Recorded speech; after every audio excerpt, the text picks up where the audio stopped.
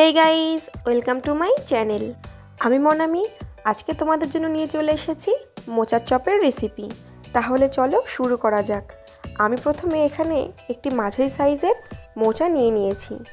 মোচাটাকে ছাড়িয়ে নিয়ে তার ভেতরের ফুলগুলোকে এইভাবে বের করে নিতে হবে।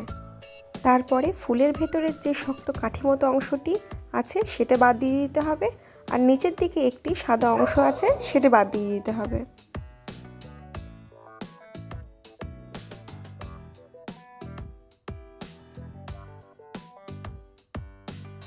এরপরে ফুলগুলোকে চাকু দিয়ে ভালো করে কুচিয়ে নিলাম।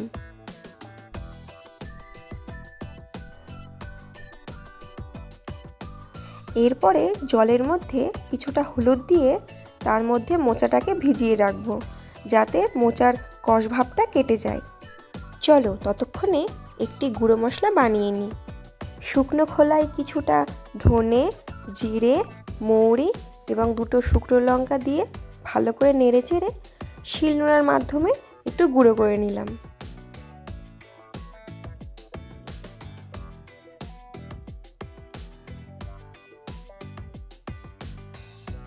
এরপরে প্রেসার কুকারে মোচা, একটি বড় গোটা আলু 4 ভাগ করে 4টে সিটি দিয়ে সেদ্ধ করে নেব। আর তাতে দিয়ে দেব 1 চা চামচ হলুদ, 1 চা চামচ লবণ এবং কিছুটা পরিমাণে জল।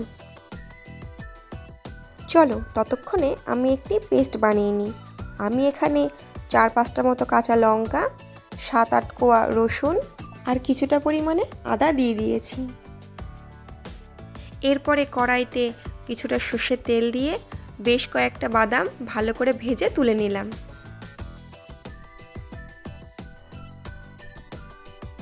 এরপরে ওই তেলেই কিছুটা জিরে ফোড়ন দিয়ে একটা মাঝারি সাইজের পেঁয়াজকে ভালো করে ভেজে নিলাম। পেঁয়াজটা ভাজা হতে হতে তাতে আগে থেকে করে রাখা আদা রসুন কাঁচা লঙ্কার যে পেস্টটি সেটা দিয়ে দিলাম।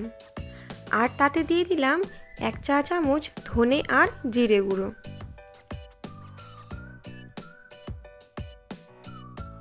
পরিমাণ মতো হলুদ গুঁড়ো দিয়ে দিলাম। মশলাটা ভালো করে কষানো হয়ে গেলে তাতে দিয়ে দেব সেদ্ধ করা মোচা আর আলু।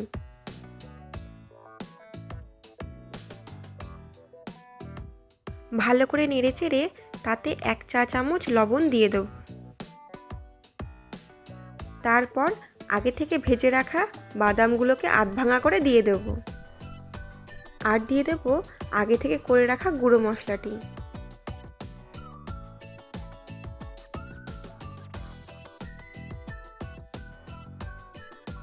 ভালো করে নেড়েচেড়ে সবার শেষে দিয়ে দেব 1/2 চা চামচ গরম মশলা। তাহলেই তৈরি হয়ে যাবে চপের টেস্টি পুর।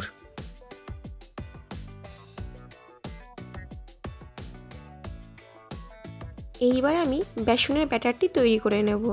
আমি এর মধ্যে 1 চামচ চালের গুঁড়ো, 1 চা চামচ হলুদ, 1 চা চামচ লঙ্কার গুঁড়ো এবং 1 চা চামচ লবণ দিয়ে নিলাম।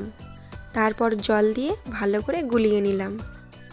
এরপরে মোচার পুরটিকে গোল করে হাতের সাহায্যে চ্যাপটা করে বেসনের ব্যাটারে চুবিয়ে দিয়ে তেলের মধ্যে ছেড়ে দিয়ে লাল লাল করে ভেজে নিলেই তৈরি আমাদের মুচমুচে মোচার চপ। বাড়িতে একবার এইভাবে বানিয়ে দেখুন, দোকানের চপকেও হার মানিয়ে দেবে। আমার এই ভিডিওটা যদি আপনাদের ভালো লেগে থাকে তাহলে অবশ্যই লাইক করবেন এবং আমার চ্যানেলটাকে সাবস্ক্রাইব করবেন। বাই।